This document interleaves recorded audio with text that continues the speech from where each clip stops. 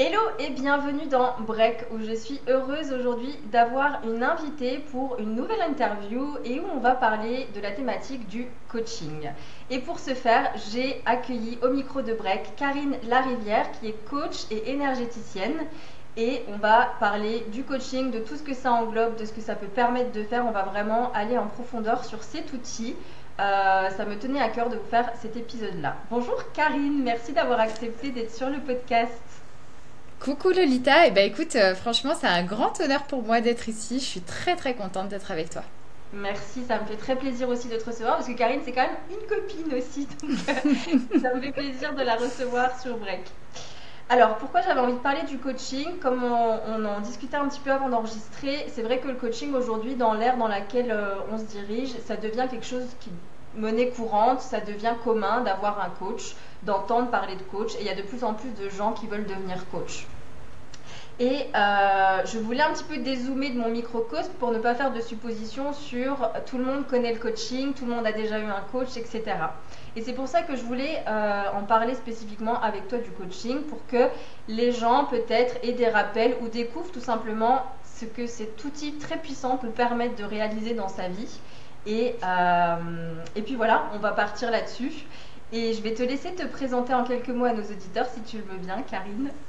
Ça marche, moi c'est Karine Larivière, j'ai 36 ans et effectivement je suis coach de vie et énergéticienne. Je m'adresse plus particulièrement aux femmes et aux femmes qui ont eu tendance à s'oublier et je les aide vraiment à reprendre le pouvoir de leur vie et devenir créatrices et actrices de leur vie. D'accord. Et ça fait depuis combien de temps du coup que tu fais ça?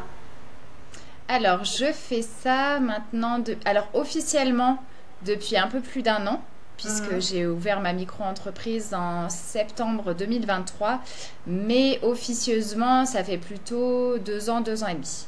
D'accord. Est-ce que tu peux, on va commencer par là, nous définir ce qu'est le coaching ou en tout cas nous partager ton approche du coaching? Ok. Alors moi, j'ai vraiment une approche du coaching, je pense, peut-être particulière, parce il y a tellement de coaching différents, mais pour moi, le coaching, c'est vraiment aller dans les événements qui ont pu être traumatisants, perturbants, ou alors aller dans les choses que tu juges pour rééquilibrer tes perceptions par rapport à cet événement ou par rapport à ce que tu juges pour pouvoir intégrer toutes les parts de toi. Et quand je dis intégrer toutes les parts de toi, c'est qu'en fait, on a des choses qu'on appelle les zones d'ombre, des Mhm. choses qu'on juge chez les autres, mais du coup qu'on juge aussi chez nous. Et en réintégrant ces parts, en apprenant à les rééquilibrer, à se rendre compte, pardon, qu'il y a des bénéfices et des inconvénients dans toute chose, et ben en fait, ça nous permet aussi de nous aimer dans notre totalité, dans notre intégrité. Et c'est vraiment ça que j'apprends à mes coachés, c'est de s'aimer dans toutes ses facettes. On Mhm. a tendance à juger certaines facettes. Je vais te prendre un exemple rapide pour que ça soit plus clair. Mhm. L'égoïsme. Souvent, on juge l'égoïsme. On se dit que c'est vraiment pas bien d'être égoïste. Il faut être altruiste. On est dans une autre société où on y dit que c'est important d'être altruiste. Sauf qu'en fait, tant que tu te juges d'être égoïste, bah, tu t'autorises pas forcément à penser à toi. Et Ouais. j'ai remarqué ça surtout chez les femmes, mais je suis sûre que ça existe aussi chez les hommes, mais j'ai moins d'hommes en coaching. Mais on est beaucoup sacrificiel en fait. On va prioriser sa famille, on va prioriser son couple, mais on a tendance à s'oublier complètement. Et moi, je récupère des femmes qui sortent de relations souvent, ou alors qui sont encore en relation, mais qui du coup se sont complètement oubliées, savent même plus ce qu'elles aiment, ce qu'elles ont envie de faire, elles sont même plus connectées à leurs rêves et à leurs envies, tu vois. Et moi, je leur Mhm. apprends vraiment à ça, à intégrer toutes les parties d'elles pour apprendre à s'aimer et pour apprendre à redevenir elles-mêmes. Ok, c'est chouette. Est-ce qu'on peut Mm, dire du coup que le coaching, c'est un peu se rappeler qui l'on est? tout à fait. Ouais. C'est se reconnecter à soi. Je suis complètement d'accord avec ça.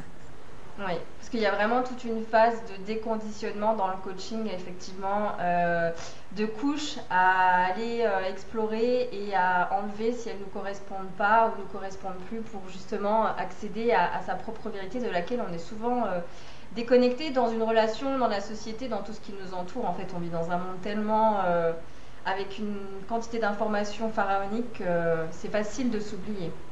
Ouais, carrément.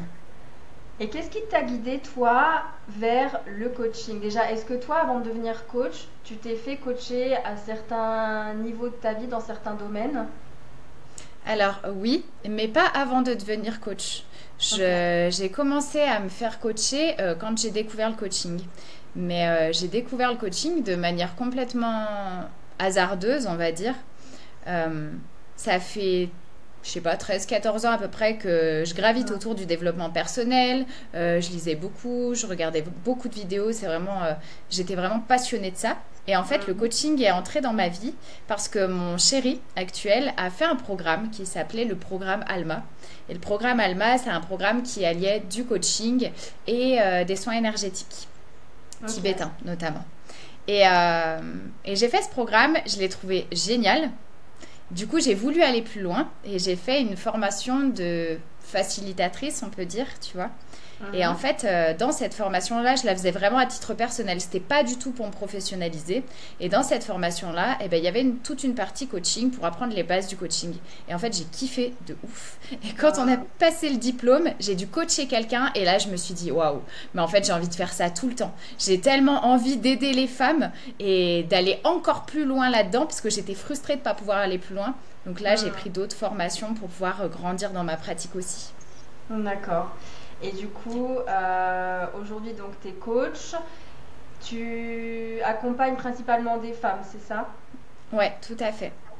À Tout quel à niveau est-ce fait. que tu vas accompagner? Parce que tu es aussi énergéticienne, comme tu l'as dit au début, donc c'est quand même une casquette qui est hyper chouette, je trouve, quand on est aussi coach, parce que bah, tous les coachs ont une boîte à outils remplie de plein de choses. Ouais. Comment est-ce que tu jongles entre les deux et est-ce qu'il y a vraiment une différence de travailler aussi sur l'énergétique dans le coaching? Bah, en fait, je trouve que ça complète vraiment. Pour moi, bah, tu travailles vraiment tout ce qui est mental ou émotionnel, tu vois, avec le coaching. Et le fait d'allier l'énergétique à ça, bah, ça te fait aussi travailler sur ton énergie. Et Et je trouve que c'est vraiment important d'apporter cette dimension-là parce que oui, bah, on commence à connaître le coaching, on connaît aussi la psychologie, mais tout ce qui est un peu énergétique, tu sais, c'est un peu réservé aux sorcières, on ne sait pas trop. Mm. Sauf qu'en fait, tout autour de nous est de l'énergie. Donc Ouais. forcément, ça va t'impacter, ça va impacter ta vie, ça va impacter plein de choses. Tu sais, souvent on se dit ouais, quand c'est la pleine lune, je suis un peu fatiguée. Bah ouais, c'est normal en fait. Tout ce qu'il y a autour de nous, c'est de l'énergie, ça va impacter ce qui se passe dans notre vie. Et je pense Mm. que c'est hyper important de prendre conscience de cette dimension-là aussi énergétique.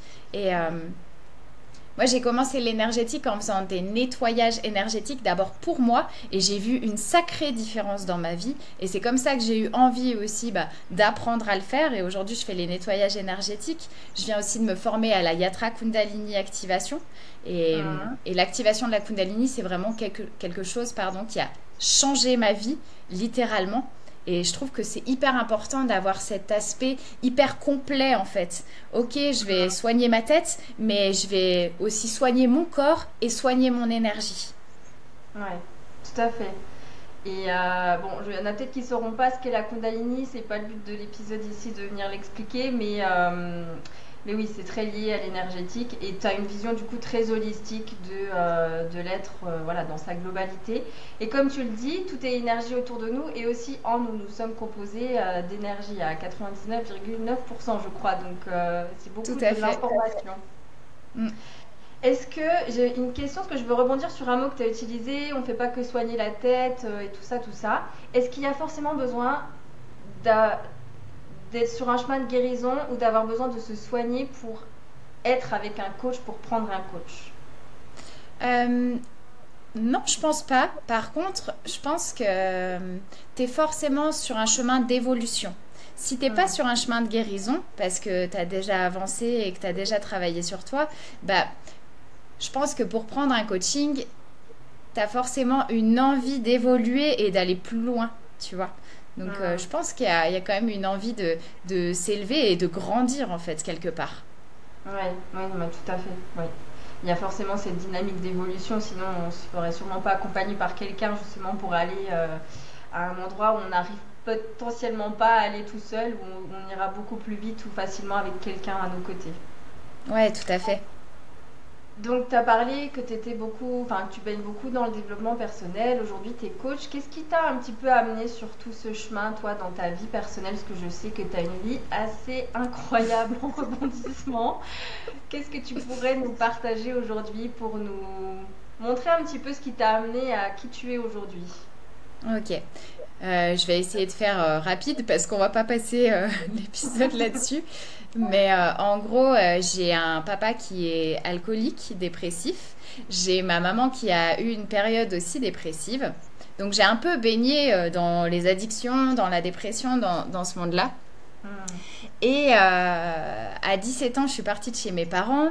Je suis tombée dans la drogue. Je suis devenue toxicomane pendant 2 ans. Donc héroïne, cocaïne, tout ce qui passait. Mais vraiment, ces deux drogues, c'était mon quotidien. Hmm. Euh, donc ça a été 2 ans très particuliers. Je me suis mis avec quelqu'un à ce moment-là qui était violent physiquement, verbalement. Tu sais, c'est un peu ce qu'on appellerait aujourd'hui en mettant des étiquettes un pervers narcissique, tu vois. Ouais, Mais, ouais. mais j'aime pas forcément mettre des étiquettes et en plus, je pense que tout le monde peut changer et si ça se trouve, il est plus du tout comme ça aujourd'hui. Hmm. En tout cas, dans le passé, c'était compliqué. Ouais. Et, et du coup, je me suis mis avec ce mec. On est resté 2 ans ensemble. Au départ, évidemment, c'était tout beau, tout rose. Au fur et à mesure, ça a été l'enfer. Et on s'est séparés parce que lui est parti en prison. Et, et là, ça a été très compliqué. Je me suis retrouvée face à moi-même avec tous mes traumatismes parce que pendant 2 ans, bah, il y a eu énormément de choses qui m'ont traumatisée. Euh, avec tout mon bagage, tout mon passé, il a fallu que je me sevre aussi parce que j'étais encore Hmm. complètement là-dedans. Et ça a déjà été un premier épisode assez difficile à ce moment-là. Je Ouais. devais avoir 19-20 ans. Donc un peu compliqué, mais bon, j'arrive à m'en sortir. Je suis retournée chez mes parents à ce moment-là. J'ai été bien aidée, bien entourée. Donc j'arrive à m'en sortir. Trop chouette. Mhm. Et puis je me remets avec quelqu'un, je retrouve quelqu'un 1 an ou 2 après, je crois. Et en fait, bah, c'est un peu le même type de personne. Même si je vis pas la violence aussi fort, je vis quand même une forme de violence, une grosse forme de manipulation aussi. Et c'est encore une relation qu'on qualifierait de toxique, tu vois. Ouais, ouais, ouais. Et ça dure 1 an et demi, je crois. Et à la fin de ces 1 an et demi, je me sens complètement détruite, démoralisée. J'ai l'impression de plus savoir trop qui je suis.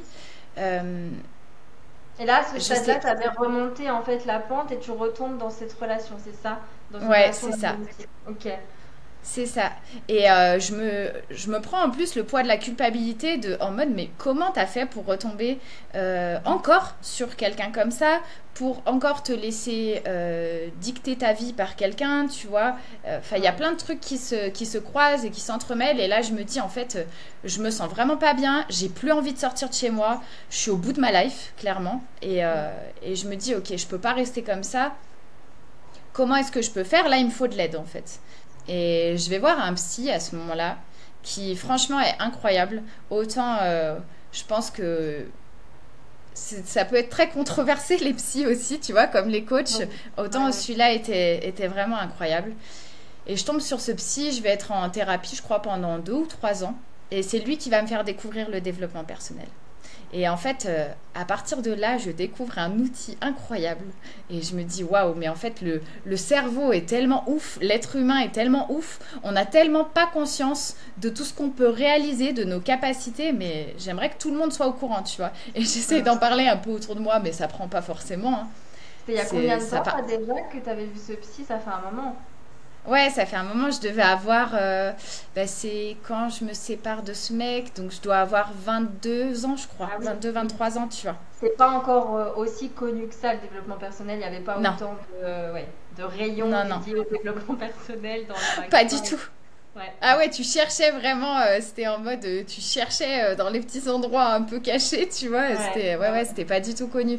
Et c'est vraiment cool aujourd'hui que ça soit démocratisé et que plein de gens soient open à ça, quoi, tu vois. Mhm, Mais, mhm. mais oui, ça a commencé comme ça, en fait. Et où je me suis rendu compte aussi de l'importance. de se faire aider et d'être capable de demander de l'aide, de mettre un peu son ego de côté et de se rendre compte, bah en fait là, c'est compliqué pour moi d'y arriver toute seule, donc je vais demander de l'aide. Ouais, moi, je suis d'accord avec toi. Mais c'est vrai que c'est pas toujours évident de passer le cap, mais ça permet d'aller tellement plus vite et plus loin. Ouais, carrément. Ah, eh ben, dis donc. Et donc aujourd'hui, bah forcément, il y a ton histoire qui est imprégnée, j'imagine, dans tes accompagnements. Tu aides des femmes. Je sais que tu as aussi, enfin, un pan de tes accompagnements qui est sur les relations, pour avoir des Ouais, relations plus saines, la communication dans le couple, etc. Donc ouais, forcément, on crée aussi des choses qu'on a traversées, qu'on a réussi à surpasser. Quels sont complètement. un petit peu Est-ce qu'il y a des challenges récurrents que tu peux percevoir chez les différentes femmes que tu accompagnes, des choses qui reviennent souvent, et ce seraient lesquelles? Ouais, tout à fait. Il y a vraiment un truc qui revient très très souvent, bah, c'est justement cette notion de pas oser dire les choses, pas oser Mm. communiquer parce que tu as peur que l'autre il réagisse de telle ou telle manière ou tu as peur de blesser l'autre. Et en fait, je me rends compte qu'il y a beaucoup de femmes, mais aussi des hommes, hein, parce que j'ai quelques hommes quand même, il y Ouais. a beaucoup de femmes qui ne disent pas les choses parce qu'elles ont peur de blesser l'autre. Et du coup, Mm. bah en fait, il y a toute une partie d'elles que leurs mecs ne connaissent pas parce que Ouais. elles osent pas être elles-mêmes en fait. Elles osent pas dire les Ouais. choses. Et au bout d'un moment, je pense qu'à force d'être quelqu'un d'autre et de faire semblant entre guillemets, hein, je mets des gros guillemets parce que c'est pas vraiment faire semblant volontairement, Oui, c'est des mais c'est mécanismes de juste. défense, entre guillemets, de Ouais, c'est protection. ça. Mm. C'est juste pas oser par peur de blesser. Mais du coup, tu t'éloignes tellement de toi qu'au bout d'un moment, en fait, tu craques et tu as besoin de revenir à toi. C'est pas Bien sûr. possible de rester dans la vie de quelqu'un d'autre pendant Mm. super longtemps, quoi.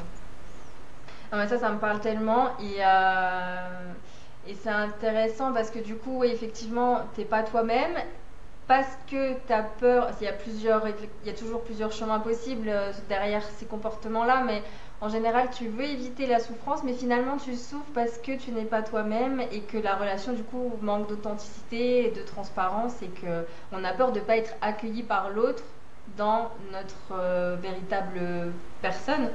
Et ben, c'est bancal, du coup, une relation qui démarre comme ça.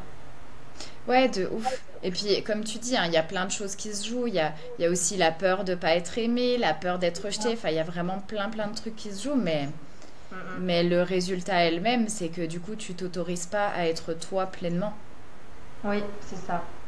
Et du coup, ça m'intéresse ta vision du coaching. Je vais revenir un peu dessus parce qu'on entend beaucoup, vraiment, les puristes du coaching. On se concentre que sur le présent et l'avenir. Et là, tu nous as parlé au début qu'on allait pouvoir explorer des choses passées. Et là, il y a des gens qui vont dire ça c'est plutôt pour les psychologues. Et je te rejoins plutôt dans le sens où pour venir changer le présent et l'avenir, il va bien falloir à un moment donné aller aussi chercher pourquoi dans le présent on est comme ça. Et vraiment, quand il y a des trucs trop lourds à travailler, d'accord, là, on peut renvoyer plutôt vers un psychologue ou autre si on n'a pas les épaules pour pouvoir aider la personne dans ce parcours-là. Mais du coup, qu'est-ce que tu auras envie de dire aux gens qui pensent ça, que le coaching, ça doit uniquement se concentrer sur le présent et l'avenir et pas forcément revenir dans le passé? Bah en fait, c'est un peu comme si t'enlevais une partie de toi parce que ton passé, mine de rien, il fait partie de toi. Et Bien sûr. si t'es comme ça aujourd'hui, c'est aussi parce que t'as vécu tout ça. Et, et souvent, on voit que le négatif là-dedans. Mais en fait, ton passé, il n'est pas que négatif. Il est Mm. aussi positif et il est même autant positif que négatif. Il y a autant de bénéfices que d'inconvénients à avoir vécu tout ce que tu as vécu. Et ça, je m'en suis vraiment rendu compte quand je me suis fait coacher sur un événement où justement mon ex, le tout premier là dont je te parlais tout à l'heure, il a essayé de me noyer. Donc Mm. événement hyper traumatisant de ma vie que j'avais quand même oublié, occulté complètement pendant 5 ans. Ça m'est Ok. revenu un jour en conduisant, en allant chez une copine et je revois la scène où en fait il me met la tête sous l'eau, il essaie de me noyer dans ma baignoire. Et événement hyper traumatisant et tout. Et je me fais coacher là-dessus. Et en fait, au moment où je me fais coacher, je me rends compte de tous les bénéfices qu'il y a eu à ce qu'on essaye de m'ôter la vie, à ce que mon ex essaye de me noyer, tu vois. Et au moment où je rééquilibre mes perceptions, je suis vraiment en amour en fait de tout ce que j'ai vécu et en amour de mon passé et j'arrive même à le pardonner en fait pour ce qu'il a fait parce qu'au moment où il essaye de m'ôter la vie, bah, c'est le moment où je me rends compte à quel point je tiens à ma vie et à quel point j'ai envie de vivre. Et c'est incroyable parce qu'en fait, ça faisait des mois et des mois que j'allais pas bien, que j'étais en dépression, que je me disais que la vie, elle valait pas le coup d'être vécue. Et au moment où lui, il essaye de me noyer, bah en fait, moi, je prends conscience à quel point la vie, elle est belle et à quel point j'ai envie de vivre, tu vois. Et, Wow. et certainement que ça a été hyper important dans mon parcours et certainement que sans ça, bah, peut-être que je serais pas là à parler avec toi et à faire le métier que je fais et que j'aime de tout mon cœur, tu vois. Et en fait, même dans les pires événements, les pires traumatismes qu'on a, il y a des bénéfices à les avoir vécus et il y a autant de bénéfices que d'inconvénients. Et je sais que ça va faire grincer des dents et qu'il y a des gens qui vont se dire mais comment elle ose dire un truc pareil? Mais pour l'avoir vérifié sur moi, c'est vrai, c'est le cas. C'est juste que notre cerveau, il va se concentrer sur ce qui est négatif puisqu'il veut éviter les dangers et il veut éviter que ça se reproduise, donc c'est normal. Il va se concentrer sur tout ce qu'il y a eu de négatif autour de cet épisode-là et il oublie qu'en fait, il y a beaucoup de positifs. Et avec le coaching, on va vraiment apprendre ça en fait, à aller chercher les bénéfices de ces événements-là et les bénéfices de tes traumas et de tout ce qui est difficile à vivre aujourd'hui pour toi, tu vois. Et il y en a plein. C'est tellement inspirant et beau en fait d'avoir cette capacité de se rendre compte à quel point le pire moment de sa vie ou un des pires moments de sa vie, ça a pu devenir en fait une très belle épiphanie, un réveil en fait dans lequel on part sur un chemin complètement différent, beaucoup plus lumineux, mais que voilà, il y a eu cette part-là ténébreuse et obscure à vivre et à traverser. Et c'est vrai qu'en ça, j'adore le coaching parce qu'il y a tellement de gens qui vivent des choses horribles. Et comment ça se fait qu'il y en a certains qui arrivent à surpasser ça et à pas rester enfermés dans ces histoires et d'autres qui vont peut-être passer toute leur vie enfermés dans les mêmes histoires. Bah, franchement, le coaching en ça, ça peut vraiment aider à se réveiller et à se reconnecter à soi et à voir toute la beauté en fait de notre chemin et à connecter un petit peu tous les événements aussi de notre vie ensemble pour voir en fait un fil rouge qui est logique. Mais bah justement, par rapport à ça, est-ce que tu crois que tout le monde peut être coaché? Est-ce que tout le monde est coachable? Je pense que tout le monde est coachable si t'es open en fait. Enfin, tu vois, c'est euh, chacun a sa responsabilité et il y a des gens qui n'ont pas envie de prendre leurs responsabilités et c'est ok. Il y a des gens qui n'ont pas envie d'avancer là-dessus et c'est ok, tu vois. Et c'est un truc qui a été hyper... C'est marrant que tu me parles de ça parce que je me suis fait coacher là-dessus. Ouais. C'est vraiment un truc qui était hyper incompréhensible pour moi. Je me disais, mais pourquoi les gens n'ont pas envie d'avancer sur eux? Pourquoi ils préfèrent rester là où ils sont et rester des victimes, je mets des gros guillemets à ce que je dis, mais des victimes de la vie, tu vois. Ouais. Et je pense à des proches quand je dis ça, parce que je pense qu'on a tous des proches qui vont pas bien et tu as envie de les secouer et de leur dire, mais vas-y, en fait, une autre vie est possible et c'est possible Ouais. d'aller bien. Mais, mais ça marche pas. Et j'avais du mal à accepter et à comprendre ça, en fait. Et je me suis fait coacher là-dessus et j'ai été réintégrer aussi cette part. Bah, des fois, ça fait du bien aussi de rester Ouais. dans ces histoires. Des fois, ça fait du bien de rester victime de ces histoires. Et des fois, t'as pas forcément envie d'avancer et c'est OK aussi. Et il n'y a pas de jugement à avoir ni pour ces personnes-là, ni même pour toi, des fois, ou pour moi, quand on est dans ces moments-là où on se dit, ouais, mais attends, on ne devrait pas rester dans le mal, on ne devrait pas être comme si, on ne devrait pas se victimiser. Bah si, des fois, en fait, ça fait du bien. Il faut accepter que bah, parfois, on n'a pas envie, Oui. que parfois c'est challengeant et que t'as pas forcément envie d'aller traverser tous ces challenges tout de suite. Tu peux attendre un peu et c'est OK aussi, tu vois. Oui. Et Et moi, puis, c'est... ben, il y a de la sagesse aussi dans l'attente parfois. Ouais, ouais, de ouf. Et Mais c'est vrai que ça peut être vite. Il y a toujours cette histoire d'équilibre dans la vie à trouver pour pas être non plus devenir hyper dépendant du coaching et toujours avoir besoin de quelqu'un pour avancer et savoir aussi reconnecter à son propre pouvoir. Et c'est justement le rôle d'un coach aussi, c'est de pas être tout le temps là à materner, mais justement aider la personne à être autonome en fait dans sa gestion de sa vie et de son esprit, enfin voilà, de tout. Et c'est vrai que des fois, on peut tomber dans le côté j'ai besoin d'un coach tout le temps pour tout, quoi. Et jamais prendre Mm. le temps, en fait, de juste vivre aussi la vie et d'attendre de laisser passer certains passages, de voir où ça va mener, etc. C'est un équilibre assez délicat à trouver. Ouais, et c'est intéressant ce que tu dis parce que bah, justement pour moi le but du coaching c'est pas du tout de devenir accro entre guillemets à ça et, Mm. et c'est plutôt apprendre aux gens aussi à prendre leurs responsabilités, tu vois, et Ouais. à ce qu'ils arrivent seuls à eux aussi aller voir les bénéfices et pas qu'ils aient tout le temps besoin de moi en fait. Le but du Mm. jeu c'est aussi que bah, ils puissent se détacher de moi entre guillemets et qu'ils puissent Ouais. arriver à grandir aussi de leur côté et puis s'ils ressentent le besoin d'aller voir quelqu'un d'autre ou de venir me revoir plus tard bah c'est ok, mais c'est aussi leur apprendre à devenir indépendant là-dedans, tu vois. Mm, On mm. n'a pas envie, enfin moi perso, j'ai pas du tout envie de créer de la dépendance avec mes coachés. C'est pas du tout le but et au contraire, c'est leur Mm. apprendre à le faire aussi tout seul. Ouais, tout à fait. C'est ça. Et du coup, comment se passe une séance de coaching pour ceux qui connaissent absolument pas? Et bah, comment se passe une séance de coaching? C'est une très bonne question. Euh, Déjà, la toute première séance, forcément, tu poses le cadre, t'expliques un petit peu à la personne bah, comment ça va se passer et tout. Euh, et puis après, bah, c'est soit la personne qui amène un sujet qui la challenge en ce moment, euh, qui voit qu'elle a eu des résistances par rapport à quelque chose, je sais pas, qui a vécu une scène où elle était en Mm. colère, où elle était énervée ou triste ou que Mhm. sais-je, tu vois, quelque chose qui est venu la challenger et on va aller travailler là-dessus en fait, sur ce truc-là qui la challenge, sur Ok. ce trait qu'elle juge ou ce trait qu'elle n'accepte pas, tu vois, ou alors ce Mhm. trauma qu'elle a vécu et qu'elle n'arrive pas à dépasser. Mm, Et elle m'amène le sujet ou alors, après, quand c'est des coachés en suivi, tu vois, parce que bah, j'ai mon mm. programme de 3 mois, où du coup je les Ouais. suis pendant 3 mois, là je peux amener les sujets, parce que des fois, quand on est en séance de coaching, j'entends des choses et je me dis, ah là, ça serait intéressant d'aller creuser, d'aller voir ça, parce que je vois que ça peut Mm. la bloquer, que ça peut la freiner dans plein d'aspects de sa vie, tu vois. Donc soit moi je propose un thème, soit la personne vient avec son thème. Et puis après, on a 1 heure et demie ensemble où justement, bah, je vais aller vraiment la questionner, parfois la pousser dans ses retranchements aussi, parce que je vais vraiment poser des questions que personne n'a Ouais. l'habitude de poser.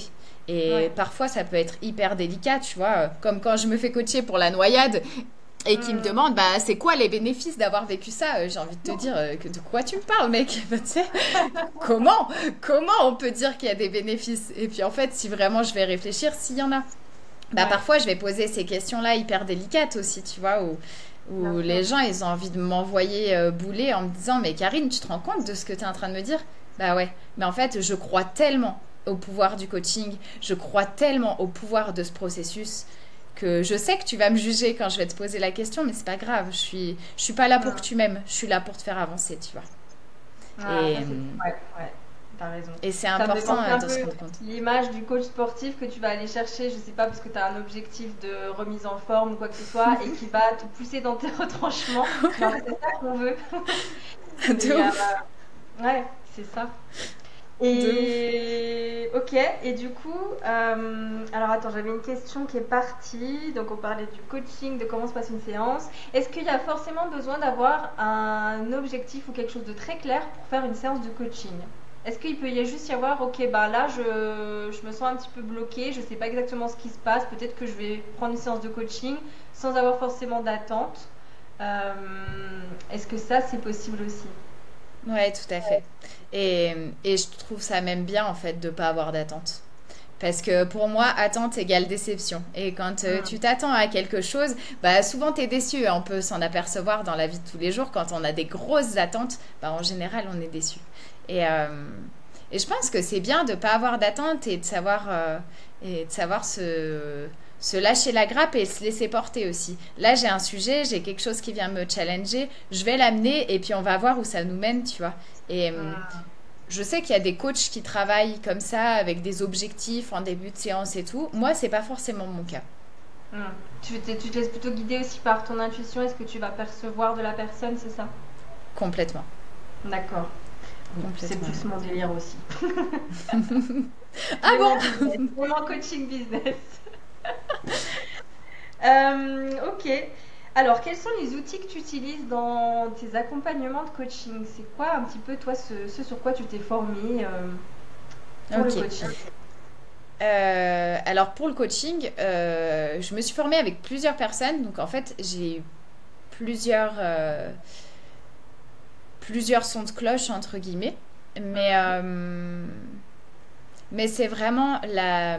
Enfin, en tout cas, la méthode qui a le plus impacté mes séances de coaching et qui a le plus fait évoluer ça et auquel je crois profondément, c'est la méthode de Julien Musi. Donc c'est la dernière formation que j'ai fait et qui se Ok, base sur les méthodes de John de Martini en fait. Et pour moi d'accord. c'est vraiment incroyable. Mais d'ailleurs je crois que tous les grands coachs français sont passés par John de Martini, que ce soit David Laroche, que ce soit Julien Musi, que ce soit Julie Ok. Laroche. Enfin, il y a énormément de coachs qui sont passés par John de Martini Et et c'est moi quoi? c'est C'est une son approche. méthodologie? Une méthodologie spécifique? C'est quoi comme approche? Ouais, tout à fait. C'est un processus en fait. C'est tout un processus qui englobe plein de choses. Bah, comme je te disais, il y a effectivement bah, les bénéfices et les inconvénients de Hum, chaque, de chaque Expérience? événement, de ce que Ouais. tu as vécu et de ce que tu juges. Mais c'est aussi aller voir à quel moment toi tu fais ça. Parce que souvent on juge les autres de faire quelque chose, mais on voit Ah pas oui. tous les moments où nous on le fait. Donc se rendre compte Hum, qu'aussi, bah, ces traits-là, toi aussi tu les as et c'est marrant parce que Julie Laroche, j'ai aussi fait des accompagnements avec Julie Laroche, et Julie Laroche, elle disait souvent une phrase, euh, vous pouvez tout être. Et cette phrase-là, elle a résonné parce que c'était vraiment vrai, tu peux tout être. Mais en fait, ce que tu te rends pas compte, c'est que tu es déjà tout. T'es hum, déjà autant égoïste que altruiste. C'est juste que tu veux pas le voir parce que l'égoïsme, c'est quelque chose que tu juges. T'es hum, autant radin que généreux. Tu vas être généreux dans des choses qui nourrissent tes valeurs hautes et dans des choses qui n'ont pas d'intérêt pour toi, bah tu vas être radin, tu vois. Et c'est hum. vraiment, C'est vrai. ouais, intégrer toutes ces parts en fait. Intégrer tout ce que t'es Les parce que tu polarités, es ouais. tout. Toutes les Hum, polarités, ouais. Mm, hum. Ok. Donc du coup, ouais, tu suis toi-même cette méthode, cette approche-là enfin, t'en as imprégné en tout cas tes accompagnements. T'as complètement. aussi l'énergétique. Donc là, c'est des soins énergétiques. Alors, il y a différentes choses en énergétique. Je fais des nettoyages énergétiques. Donc, je vais Ok. aller vraiment t'aider à te débarrasser de toutes les énergies qui n'ont plus lieu d'être, tout ce qui n'est plus utile. Ça peut être les énergies aussi d'événements passés. Ça peut aussi être des traumas parce que, comme je te disais, on les règle sur le plan émotionnel, mental, mais on peut aussi les régler sur le plan énergétique. Et, Hum, euh, et c'est à travers les nettoyages énergétiques, euh, c'est aussi à travers mon intuition et ce que je canalise pendant les séances, parce que ça arrive quand en séance de coaching, bah, je canalise des informations et je les retransmette aussi à la personne. C'est tout à fait possible. Et ok. c'est aussi au travers de, bah, du coup, maintenant, de l'activation de l'énergie vitale. Donc, ce que Hum, je te disais tout à l'heure, la Yatra ouais. Kundalini Activation, où en fait, c'est ta propre énergie qui va t'apprendre à te guérir. Ça peut aussi aller ouvrir ton troisième œil. Ça peut aller faire plein de choses. Moi, ma première Mhm, séance, bah d'ailleurs avec Julie, avec mhm, Julie Laroche, c'était une séance de Kundalini Activation et j'ai été guérir un traumatisme qui était un avortement que j'avais vécu à 17 ans. mhm. Et, et j'ai vraiment été le guérir et même au-delà de ça, ça t'apprend à être dans l'amour, mais sur un autre plan. Dans un Mhm. espèce d'amour inconditionnel envers toi-même qui est assez incroyable. Et ta propre énergie vitale peut aller te guérir sur plein de choses. Et c'est aussi bah, apprendre aux gens à accéder à leur énergie vitale pour qu'ils puissent à leur tour être indépendants et guérir certaines choses. Ouais. Ça permet en fait aussi de rentrer dans des états de conscience modifiés, du coup de pas être non comme on a l'habitude d'être tous les jours en alerte, etc. Et d'un peu justement lâcher prise et pouvoir accéder à des parties de nous auxquelles on n'accède pas forcément comme ça, comme on se parle là tout de suite Ouais, maintenant. C'est ça? tout à fait. C'est exactement ça. Et comment est-ce que on choisit un coach? Ça, c'est une excellente question. Je pense qu'on choisit un coach un peu comme on choisit les gens qui nous entourent dans la vie, au feeling, tu vois. Moi, je sais Mais du coup, qu'il tu y t'es a entouré des... de mauvaises personnes. Est-ce que tu vas choisir un coach? Ah Parce merde! que Ah ouais, non, ça marche pas. Mais non, je pense que c'est vraiment le feeling et ta vibration, en fait, tu vois. Quand tu sens qu'une personne, elle vibre comme toi, c'est... Hmm. Je sais pas, tu le sais. Après, moi, je suis tellement intuitive, tu vois, que c'est difficile pour Oui, moi de répondre à ces questions parce que c'est tellement intuitif pour moi. ouais. Genre, je sais quand je prends un accompagnement avec quelqu'un ou alors quand je vais prendre telle ou telle formation, je le sais. C'est profondément inscrit en moi. Genre, je ressens l'appel et j'y vais, tu vois. Et je Hmm. pense qu'on a chacun des systèmes différents Oui. pour ressentir ça. Mais pour moi, ça passe vraiment par l'intuition et par le... Oh, ce qu'elle dit, la personne, là, je sens que ça résonne en moi et je sens que je pourrais dire des choses comme ça aussi, tu vois, je me reconnais. Hmm. Et je Ouais. pense que tu choisis beaucoup des coachs qui te ressemblent à un moment donné de ta vie, en fait. Et c'est pour ça aussi que tu peux évoluer et changer de coach. Parce que quelqu'un qui résonne à un moment donné avec toi résonnera peut-être plus dans 3 mois, tu vois, et ce sera peut-être quelqu'un d'autre. Et c'est OK aussi parce que tu évolues. Et les êtres Hmm. humains sont des êtres Bien sûr. évolutifs. Bien sûr. Ouais. Tout à fait d'accord avec toi. Et je sais que, alors, il y en a certains qui pensent que un coach qui se fait coacher, c'est pas forcément un bon coach. Ah, je suis tellement pas d'accord avec ça. Moi non plus. Mais si on dézoome un peu de notre microcosme où tout le monde est d'accord avec le coaching et il n'y a pas de sujet autour du coaching et qu'on va vraiment voilà, avoir une vision plus macro avec des gens un peu plus, enfin j'aime pas dire ça comme ça, mais des personnes lambda qui ne connaissent pas le coaching ou alors qui n'ont jamais été coachés et qui vont se dire, ouais mais alors attends, lui il est coach et en fait il se fait coacher. Pour toi, c'est important en tant que coach de te faire coacher? Bah oui. Est-ce qu'un médecin, il arrête de se faire soigner parce qu'il est médecin, quoi, tu vois? Bah Ouais, non. Je pense que quand il a besoin, non, mais tu vois, je trouve ça. En fait, je trouve ça fou de se dire qu'un coach est pas bon parce qu'il se fait coacher. Justement, moi, je me dirais qu'un coach est encore meilleur parce que il se croit pas au-dessus, il a pas un ego surdimensionné et il est conscient que quand il a besoin, bah lui aussi, il peut aller voir quelqu'un et il peut se faire coacher. Et au même titre, je prends l'exemple du médecin parce que c'est le plus flagrant. Un médecin qui est malade, il va pas forcément se faire son propre diagnostic. Il peut oui. aller voir aussi un autre médecin. Un chirurgien, il a besoin de se faire opérer, il va pas s'auto-chirurgiquer là, Oui. tu vois. Mais c'est pas parce qu'il est médecin ou chirurgien qu'ils vont jamais avoir de problème de santé ni d'opération peut-être à expérimenter. Ouais. Eh ben, t'as très bien répondu à la question. Mais voilà, je me devais de faire Ouais, un ouais, peu c'est la bien. d'horizon des croyances qu'il y a autour du coaching. Donc voilà, celle-là, c'est fait. Ok, alors je pense qu'on a bien parlé du coaching. Maintenant, qu'est-ce que toi tu proposes en tant que coach? Quel service je propose, tu veux dire? Oui. Ouais. Ok. Sur quoi Moi, est-ce que j'ai... des thématiques que tu abordes dans tes accompagnements, comment est-ce que ça se passe et tout ça? Ok. Alors, moi, j'ai plusieurs choses parce qu'en fait, quand je fais qu'une seule chose, bah, je m'ennuie vite. Donc, je propose plein de choses différentes. J'ai bah, tout d'abord les nettoyages énergétiques, comme je te disais. Mhm. J'ai aussi les séances de coaching en one-to-one, tu vois, où tu peux prendre à la séance ou alors tu peux prendre 5 séances de coaching, Ok. le pack. Et j'ai aussi l'accompagnement en 3 mois. Donc l'accompagnement en 3 mois, c'est un accompagnement là que je vais sortir. J'en avais un que j'ai arrêté et là je vais en sortir un tout nouveau.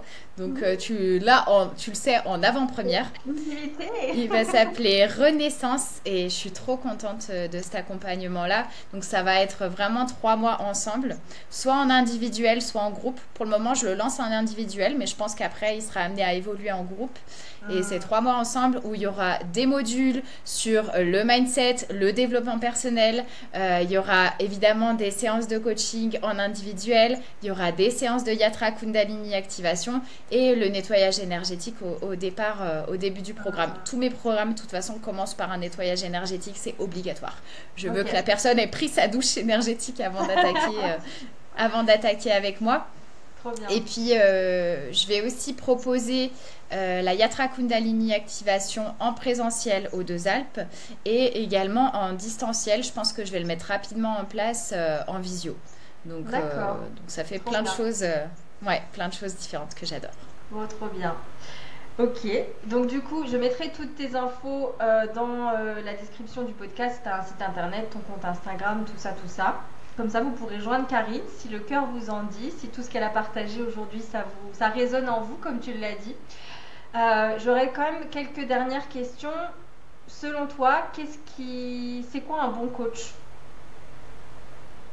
Est-ce qu'il y a forcément besoin d'être certifié, par exemple? Est-ce que ça va être quoi un peu les caractéristiques d'un bon coach? Voilà. Pour moi, un bon... Comment? Vaste question. Non, mais franchement, c'est des super questions. Je suis trop contente que tu me poses ces questions-là parce que ça m'amène à réfléchir aussi, donc c'est chouette. Mais pour moi, un bon coach, c'est déjà quelqu'un qui a une capacité de présence et d'écoute. Je pense que c'est hyper important. Ouais, mais c'est aussi quelqu'un qui se place pas au-dessus. On n'est pas, enfin tu vois, on n'a pas la science infuse et on n'est pas meilleur que les autres. Juste, on a des outils et on a eu envie de grandir dans quelque chose et on s'est spécialisé là-dedans, mais chacun a ses points forts et ses points faibles. Et je suis pas au-dessus de toi parce que je suis coach ou tu vois, personne n'est au-dessus. Et je pense que les gens qui se positionnent un peu en sachant, ça c'est pas forcément ok pour moi, tu vois. Pour moi, c'est pas forcément des bons coachs. Mais ouais, c'est vraiment quelqu'un qui a une belle qualité de présence, d'écoute, qui a un bon questionnement aussi, parce que le questionnement est hyper important dans le coaching, et qui a une réelle... Comment? Et ça s'apprend? Ouais, tout à fait. Et quelqu'un qui a une réelle...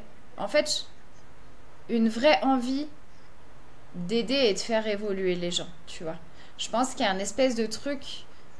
chez les coachs que j'ai pu avoir et chez moi aussi forcément, ce truc de en fait j'ai vraiment profondément envie d'œuvrer à un monde meilleur, d'œuvrer à ce que les gens aillent mieux et apprennent à aller mieux, tu vois, avec ou sans moi, hein, peu importe, tu vois, même au travers de mon Insta, des fois quand j'ai des messages, ouais, ça m'a grave aidé cette vidéo, bah c'est trop chouette en fait, que tu prennes un accompagnement avec moi ou pas, si je peux t'aider à grandir et à évoluer, bah je suis trop contente. C'est vraiment ce que j'ai à cœur, quoi, tu vois. Et je pense que un bon coach, il a besoin d'avoir ça. Tu fais pas ce métier parce que tu veux faire un métier. Tu fais ce métier parce que tu aimes profondément l'être humain dans toute sa splendeur et que tu sais que l'être humain, c'est un être évolutif et que tu as envie d'œuvrer à ça, en fait. Ouais, je suis totalement d'accord avec toi. Je pense qu'il fait aussi toute la différence parce que quand tu es vraiment en amour de l'être humain, tu vas pas être forcément dans le jugement, même si ça fait partie de nous aussi. Mais tu vas pas être là pour juger la personne et essayer de la façonner à ta façon à toi. Tu vas être là pour l'accueillir, pour lui donner un espace dans lequel elle peut se déposer et pour, grâce aux outils que toi t'as appris et à ton intuition, la guider dans son propre chemin exploratoire intérieur. Et c'est ça qui est beau. Apprendre aux êtres humains à assumer. Comment? Je suis d'accord avec toi, la capacité de présence et d'écoute, c'est primordial. Parce qu'on n'est pas là pour dire aux gens, il faut faire ci, ça. Si tu n'écoutes pas ce qu'ils ont à dire, tu rentres pas dans la carte du monde de la personne, comme on dirait en PNL, programmation neurolinguistique, et du coup, tu passes à côté de quelque chose, forcément. Ouais, puis surtout que ce qui peut me correspondre à moi, ce qui chez moi a marché, ça sera pas forcément ce qui marchera chez toi en fait. Et c'est là où c'est important de comprendre le modèle du monde de l'autre. C'est que en fait chacun a son propre modèle du monde, a ses propres lunettes avec lesquelles elle regarde le monde. Et c'est s'adapter aussi en fonction de chacun de tes coachés, de chacun des personnes que tu accompagnes en fait. Et c'est vraiment œuvrer aussi pour une forme de paix dans le monde et d'amour. Moi, ce qui me connecte de fou, c'est de me dire que j'aide les gens à être en amour d'eux-mêmes, à découvrir cet amour, tu vois. Ouais. C'est incroyable, c'est un espace qui est ouf. Parce que quand tu ouvres ton cœur, il se passe plein de choses magiques. Et Ouais. si tous les êtres humains de cette terre pouvaient ouvrir leur cœur, mais il y aurait plus de guerre, il y aurait plus de meurtres, il y aurait plus tout ça, quoi, tu vois. Ouais, ouais. C'est vrai. Et c'est dommage que par défaut, on n'ait pas ces réflexes-là, tu vois, d'être en Ouais, ouverture du cœur. Donc ouais. oui, ça se sculpte avec le temps, les accompagnements, les prises de conscience, le chemin, quoi. Mm. Mm. Qu'est-ce que tu aurais envie de... S'il y a des personnes qui nous écoutent qui n'ont jamais fait de coaching, qui hésitent à prendre un coaching, qui se disent que ce serait bien d'avoir un coach, mais qui sont toujours un petit peu en recul et qui sautent pas le cap, qu'est-ce que tu aurais envie de leur dire à ces personnes-là? N'hésitez pas, allez-y. Allez-y. Bah, en fait, faites-vous confiance. Parce que si ça se trouve, c'est que c'est pas le bon moment. Donc, même pas Mm, allez-y, mais faites-vous confiance. Quand ça sera le mm, bon moment, vous le saurez et vous irez. Et si ça résonne en vous à ce moment-là, bah allez-y. Euh, Surtout qu'aujourd'hui, il y a plein de coachs différents. On a la possibilité d'avoir un panel de coachs incroyable. Et dans ce panel de coachs incroyable, il y en a forcément un ou une qui vous correspondra, avec lesquels vous raisonnez. Et on a la chance d'avoir les réseaux sociaux où tu peux communiquer avec les gens. Je sais que toi aussi, tu es très présente, enfin, t'étais très présente, peut-être un peu moins maintenant, ouais, mais sur Insta, tu vois, et les gens peuvent venir échanger avec moi, ils peuvent venir échanger avec toi. Enfin, tu vois, voir aussi si ça résonne quand on discute ensemble. Est-ce que tu te reconnais? mm, Est-ce que ouais, tu te sens là-dedans, tu vois? Mais en fait, c'est juste se faire confiance et faire confiance à son intuition parce qu'en fait, on sait déjà tout. On a déjà tout en nous, on a toutes les réponses mm, et il suffit de regarder un petit peu à l'intérieur de soi et voir si ça vibre, si ça vibre pas. Si ça vibre pas, c'est que c'est pas ça. Et si tu sens que ça vibre, bah, c'est que c'est ça et fonce, quoi. mm, totalement. Mais en tout cas, sachez que le coaching peut changer des vies. Ça, c'est clair. Je Ah pense ouais, de qu'on a ouf. une preuve vivante que Ah ouais, ça ouais, de va ouf. vraiment donner une toute autre tournure à votre existence de vous faire coacher. Ouais, c'est un accélérateur, tu vois. Moi, je vois quand j'étais que dans le développement personnel et après, quand j'ai rajouté le coaching, bah, du coup, en me formant, forcément, j'ai été amenée à Mm, être coachée aussi. Et pour moi, ça a vraiment été un accélérateur de plein, plein de choses. C'est, bien sûr. Oui, bah c'est d'ailleurs je rebondis là-dessus parce que c'est vrai que c'est bien de baigner dans le développement personnel, de lire des livres, d'écouter des podcasts et tout ça, de consommer du contenu, mais il n'y a rien qui sera plus puissant, efficace que d'expérimenter, d'être sur votre propre terrain. Et donc quand quelqu'un peut vous aider à aller poser les questions qui dérangent un petit peu parce que tout seul vous n'osez pas forcément aller chercher les réponses, c'est ce qui vous permettra d'avancer plus vite, même si parfois c'est inconfortable. Mais c'est là la clé de la vie en fait, c'est dans cette expérience-là, Hmm. Ouais, de ouf. T'as complètement de faire raison. quelque chose de toutes ces informations en fait, de les transformer. Mm. Hmm. Est-ce qu'il y a une lecture, t'as une lecture chouchou que tu aimerais nous partager, un livre qui t'a transformé peut-être ou pas forcément, mais qui a vraiment eu un impact dans ta vie? Je vais te parler de deux livres parce que là, je suis en train de lire Joe Dispenza et il est Mm. assez ouf, Ouais. ce livre. Bah, moi j'adore Joe Dispenza, donc je valide. Ah ouais, et franchement, je l'ai attaqué il y a pas très longtemps, mais je le trouve vraiment chouette. C'est... attends, faut que j'ai le titre. Je l'ai vu en plus dans tes stories et je l'ai, ce livre, je l'ai déjà lu, mais Le rompre avec soi-même? Non, je Non, l'ai c'est pas aussi, celui-là, mais c'est pas celui-là. c'est l'autre. C'est Devenir pas grave. super conscient. Oui, voilà, c'est ça. Devenir super conscient de Joe Dispenza. Donc je suis en train de le lire, je le débute, mais je le trouve déjà assez ouf. Et le livre qui a complètement impacté ma vie, bah forcément c'est le premier livre de développement personnel que j'ai lu. Et c'est mon psy qui me l'avait conseillé. C'est Guérir du stress et de l'anxiété de David Servan-Schreiber. Et D'accord, ce ok. bouquin, je l'ai jamais relu parce que j'ai peur que ça perde son charme, tu vois. Mais il Mhm. m'avait tellement impacté, ça m'a tellement ouvert les yeux sur un autre monde que franchement, je peux que le recommander. Et moi, il m'a Ok. changé la vie. Bah, je le connais pas celui-ci, tu vois, donc je le mettrai en description, les deux livres que tu nous as proposés, dont tu nous as parlé. Est-ce que tu as un dernier mot de la fin pour tous ceux qui nous écoutent? Bah ouais, si j'ai un mot de la fin, ça serait vraiment soyez en amour de vous. Arrêtez de vous juger, de vous fouetter, d'être dur avec vous parce qu'en fait, on a tendance à être complètement 100 fois plus dur avec nous qu'avec les autres. Et vraiment, parlez-vous comme si vous parliez à votre meilleur ami, quoi. Hum. Apprenez à vous aimer en profondeur et dans toutes vos facettes. Arrêtez de vous juger constamment pour tout ce que vous faites. Vous êtes parfait tel que vous êtes. Merci, c'est très beau et ça te ressemble tellement parce que Karine n'est que amour pour la connaître personnellement. Vous pouvez pas ne pas être branché sur l'amour quand vous êtes en contact de Karine, c'est pas possible. Même si vous n'avez pas envie, vous finissez par l'être. Donc vraiment, n'hésitez pas à aller la suivre sur les réseaux. Vraiment, c'est une petite bulle d'amour, de bonheur, positive. Tout ce qu'on veut, tout ce qui nous fait du bien, tout ce dont on a besoin au quotidien. Merci beaucoup. Merci beaucoup d'avoir été présente pour cet épisode. Écoute, je te souhaite plein de belles choses pour la suite. Continue sur ton chemin et puis merci de nous avoir honoré de ta présence dans Break. Et bah franchement, merci beaucoup à toi. J'étais très contente de me prêter à cet exercice. J'adore. Et puis pouvoir partager sur ce que j'aime, Mm. c'est tellement génial. Donc merci vraiment du fond du cœur, ma Lolita. C'est avec un Merci grand plaisir. à toi. À bientôt. À tout vite.